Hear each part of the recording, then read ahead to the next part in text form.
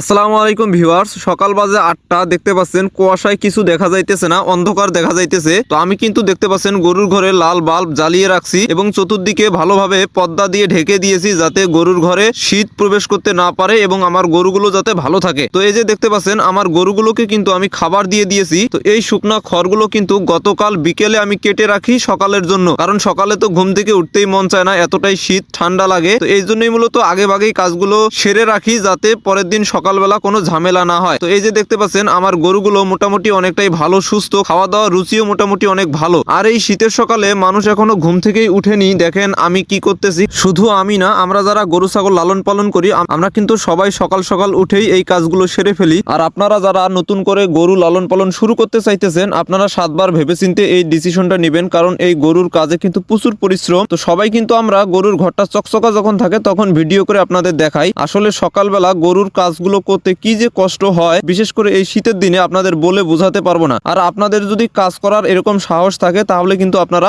গরু ছাগল লালন পালন শুরু করতে পারেন। আর মানুষ দিয়ে কিন্তু এই কাজগুলো কখনোই করা সম্ভব না, আপনি যদি নিজে এই কাজগুলো করতে না পারেন। তো যাই হোক বন্ধুরা, অনেকেই আমাকে বলেন আপনি যে বাছুরকে ফিট খাওয়ান, ফিট কিভাবে খাওয়ান। তো এই যে দেখতে পাচ্ছেন বভিনো যে ফিটটা, তো এই ফিটটা কিন্তু শুকনাই আমি আমার বাছুরকে দিতেছি। তো আমার বাছুর কিন্তু এভাবেই খেয়ে অভ্যস্ত। মোট কথা আমার ছাগলের যে ছোট বাচ্চাগুলো, সেই বাচ্চাগুলোকেও কিন্তু আমি বভিনো এই ফিটটা খাওয়াই। তো এই বভিনো ফিটটা বাছুর এবং ছাগলের বাচ্চাকে সকাল এবং বিকাল 2 বেলা দেই। এই ফিটটা যদি বাছুর এবং ছাগলের বাচ্চা একবার খেয়ে লোভ পায় তাহলে কিন্তু আপনার পিছু ছাড়তে চাইবে না। তো বন্ধুরা, এখন যেহেতু সকাল টাইম, তো ছাগলগুলোকে গাছের পাতাও দিতে পারতেছি না, যেহেতু গাছের পাতার মধ্যে শীত বা ঘাসও নেই এই সময়। এই জন্যই মূলত শুকনা খড়, ফিট, ভুসি, নালি এগুলো দিয়ে মেখে দিয়েছি। দেখতে পাচ্ছেন আমার ছাগলগুলো কিন্তু মজা করে খাইতেছে। আর যখন রোদ উঠবে তখন আবার এই ছাগলগুলোকে নিয়ে আমি মাঠে চড়াতে যাব। 3-4 ঘন্টা যদি মাঠে চড়ে চড়ে খায় তাহলে কিন্তু পেট ভরে যায়। আবার বিকেলবেলা এদেরকে নিয়ে এসে হালকা একটু পানি দিব এবং তারপরে আবার শুকনা খড়, ফিট এবং ভুসি দিয়ে মেখে দিব। এরা কিন্তু খেয়ে সন্ধ্যায় ঘরে উঠে যাবে। তো এই যে দেখতে পাচ্ছেন আমি ছাগলটিকে আলাদাভাবে খাওয়াইতেছি, এটা কিন্তু খাসি ছাগল। তো এই ছাগলটাকেই আগামীতে আমি কোরবানি দিব, এই জন্যই মূলত